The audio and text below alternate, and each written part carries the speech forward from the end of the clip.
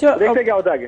عباسی صاحب یہ بتائیے گا کہ جب مالکان کا پرابلم ہوتا ہے، یہ چینلز جب بند ہوتے ہیں یا پرویز مشرف نے 3 نومبر کے بعد بند کیے تو آپ جیسے سارے اینکر سڑکوں پہ تھے، سڑکوں پہ پروگرام بھی کرتے تھے، احتجاج بھی کرتے تھے، لیکن اب آپ بتا رہے ہیں کہ آپ کی انتظامیہ نے خاموشی سے آپ کو کہا ہے کہ جی آپ پروگرام آئندہ نہیں کریں گے، اور آپ نے بھی خاموشی اختیار کر لی کہ ادارے نے کہہ دیا ہے، اب ادارہ نے اتنا عرصہ مجھے اپنے ساتھ رکھا ہے تو یہ مناسب نہیں میں ان کے خلاف بات کروں۔ اداروں کو بھی تو کچھ اپنی ذمہ داری کا احساس کرنا چاہیے کہ جب ان کے مفادات کی بات آتی ہے تو وہ کہتے ہیں کہ کاشف پروگرام بند کر دو، ہم پہ حکومت کا پریشر ہے۔ یہ کس قسم کے اداروں کی پالیسی ہے؟ دیکھیں جی، میں ان کو الزام نہیں دوں گا کہ مالکان ہو یا ادارہ ہو، اس لیے کہ مجھے جس وقت مشرف صاحب نے بند کیا تھا تو انہوں نے تمام چینل سے لوگوں کو بند کیا تھا، اور تمام چینلز اس وقت بھی خاموش تھے۔ ان کی اپنی تھوڑی کمپلشنز ہوں گی مالکان کی، میں ان کے معاملات میں میرا بولنا تو زیادہ ٹھیک نہیں ہے۔ اپنی ہر ایک کی اپنی اپنی مجبوریاں ہوتی ہیں۔ I shouldn't get into this۔ اچھا، پیپلز پارٹی کی طرف سے ایک آپ پہ یہ بھی ناراضگی کا اظہار کیا جاتا ہے کہ آپ نون لیگ والوں کو دبانے نہیں دیتے، اور جس طرح وہ کھل کے ان پہ تنقید کرنا چاہ رہے تھے تو آپ درمیان میں بطور اینکر انہیں روک لیتے تھے، وہ ان کو اس طرح آج سنا نہیں سکتے تھے جس طرح وہ سنانے کا ارادہ رکھتے ہوتے ہیں۔ جی، پیپلز پارٹی حکومت میں، حکومت تو کچھ بھی کہنا چاہے کہہ سکتی ہے۔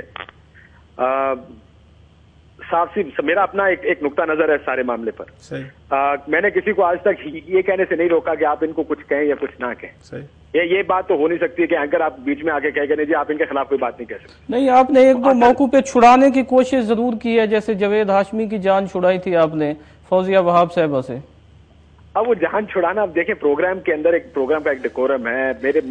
میری کوشش یہ ہوتی ہے کہ پروگرام میں سیریس گفتگو ہو، سیریس بات چیت ہو، لوگ آپس میں گفتگو کریں بیٹھ کے۔ ایشوز اتنے بڑے ہیں، اتنے مشکل ایشوز ہیں، اس میں اگر آپ ایک دوسرے کے ساتھ پرسنلائز ہو جائیں گے، چاہے ایک پارٹی دوسرے کے ساتھ ہو یا دوسری پہلے کے ساتھ، وہ یہ چیز میں کم از کم میری کوشش ہوتی ہے کہ پروگرام میں کسی قسم کی کوئی بدمزگی نہ ہو، کوئی پرسنالٹی ڈریون بات کسی پروگرام میں نہیں ہونی چاہیے۔ میری پہلی کوشش یہ ہوتی ہے، پہلی چیز۔ پھر دوسرا بڑا اہم نقطہ، آپ نے کہا کہ میں کوشش کرتا ہوں کسی کو بچانے کی۔ مسئلہ یہ نہیں ہے، مسئلہ یہ ہے کہ میرے سوالات پر اصل تنقید ہے حکومت کی جانب سے جو بات کی جاتی ہے، اور میں بار بار ایک بات کہتا ہوں کہ جواب اس نے دینا ہے جس کے پاس اختیار ہے۔ اختیار حکومت کے پاس ہوتا ہے اور حکومت نے جواب دینا ہے۔ اب اپوزیشن میں بیٹھی پارٹی کو اگر آپ یہ کہیں گے جی آپ نے ملک کی پالیسیاں کیوں نہیں ٹھیک کی، وہ کہیں گے ہم تو ہیں گے اپوزیشن میں، بھائی ہم سے کیا سوال پوچھتے ہیں؟ تو سوال تو آٹومیٹکلی حکومت سے پوچھا جائے گا پالیسیز کا۔ تو اس لیے یہ پیپلز پارٹی کا نقطہ نظر آئی ڈونٹ نو کدھر سے آیا۔ اچھا بھائی صاحب، مجھے لاسٹلی یہ بتائیے گا کہ آپ کیسے ایویلیویٹ کرتے ہیں کہ ایک مشرف صاحب نے 3 نومبر کو ایمرجنسی لگائی تھی جس میں بہت سارے آپ بھی انکلوڈڈ تھے، اینکرز کو یہ بین کر دیا گیا، حامد میر صاحب تھے، طلعہ صاحب تھے، اور بھی بڑے ٹاپ کے لوگ تھے اس طرح کے جن کو ہٹایا گیا کہ آپ مت کریں، ڈاکٹر شاہد مسعود وغیرہ۔ آج پھر آپ کے کیس میں کم از کم پھر ایک طرح کا میں سمجھتا ہوں 3 نومبر 2007 والی سچویشن ہے یہ۔ اب دونوں کو کیسے آپ ان کو ایویلیویٹ کریں گے کہ جو سٹیپس مشرف نے لیے تھے، جو سٹیپس آج آپ کے خلاف لیے جا رہے ہیں، اور مجھے دکھ اس چیز کا ہو رہا ہے کہ مشرف کو تو سب لوگوں نے کنڈم کیا تھا، لیکن جو آج آپ کے ساتھ کیا گیا اس پہ تو کہیں سے کوئی آواز نہیں آ رہی، کوئی بندہ بات نہیں کر رہا، پولیٹیکل فورسز نہیں کر رہی، میڈیا نہیں کر رہا، آپ کے کولیگز ہیں جب ہم لوگ ہیں ہم ایجیٹیٹ نہیں کر رہے، تو آپ اس فینامنا کو کیسے آپ اس کو ایکسپلین کریں گے دونوں کو؟ لیکن دونوں میں فرق تو بہت ہے۔ ایک فرق تھا جو مشرف صاحب کا دور تھا، ایک ڈکٹیٹر کے خلاف ایک کھلی لڑائی بھی کہہ سکتے ہیں آپ چل رہی تھی، لائرز موومنٹ تھی اور جو بھی معاملات اس وقت ہوئے، تو وہ کچھ اور دور تھا۔ یہ تو جمہوری حکومت کا دور ہے، اس میں ایسے معاملات ہونے نہیں چاہیے۔ تنقید کھلے دل سے برداشت کرنی چاہیے۔ اگر کوئی آپ پر تنقید کرتا ہے تو سنیں، شاید وہ کچھ ٹھیک بات کر رہا، صحیح کہہ رہے ہیں۔ اگر غلط بھی کر رہا ہے تو اگر آپ کے ساتھ 50 لوگ بیٹھے، 15 20 50 60 چینل اس وقت پاکستان میں کھلے ہیں، تو ایک آدمی اگر غلط بات بھی کر رہا ہے تو بہت سے لوگ ٹھیک بات بھی کر رہے ہوں گے، تو یہ تو چلتا ہے۔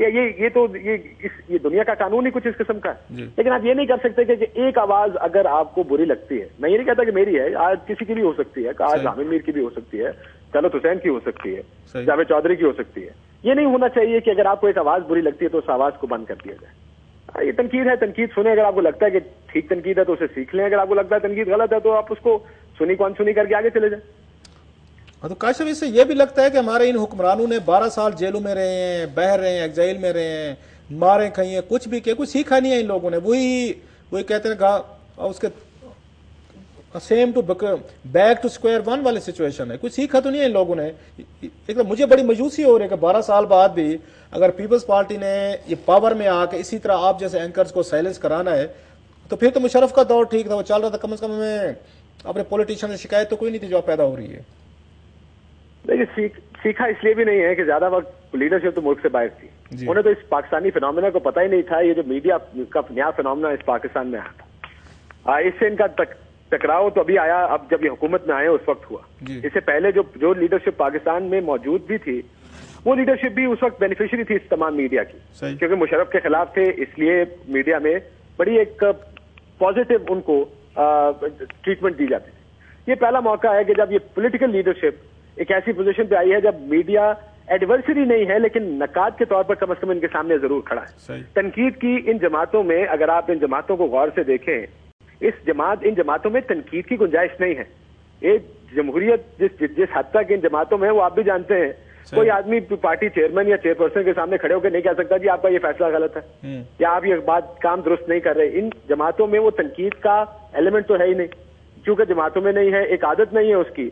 तो जब मीडिया पर सुनते हैं या किसी एक साफी को सुनते हैं तनकीद करते हुए, तो शायद उस वजह से भी इनको बर्दाश्त करने में थोड़ा मुश्किल होती है। यार भाई साहब, थैंक यू वेरी मच। आप इंशाल्लाह वी होप कि you will come back to years. आप जैसे टॉप आदमी को एक तरह ज्यादा देर तक मैं स्क्रीन से नहीं हटाया जा सकता। You have a huge following and thank you very much for joining us. बहुत शुक्रिया। जी सही। मेरे को तो अंदाजा बहुत पहले था, ये खबर मेरे को लेट मिली है, तुम्हारे जरिए पता चल रहा है कि अब्बासी साहब बीजी हैं, लेकिन मेरे को ये अंदाजा है कि जिस किस्म का बैंड के काशिफ अब्बासी साहब एआरवाई टीवी ते शो नहीं कर सकते ते आर्डर बहुत टॉप तो है ज़ाहिर सी टॉप। अच्छा, गिलानी साहब ये आर्डर नहीं देंदे होंगे, ये नहीं कि सारे मतलब है कोई उन्होंने मेहरबानी है, गिलानी साहब इस तरह का काम नहीं करेंगे।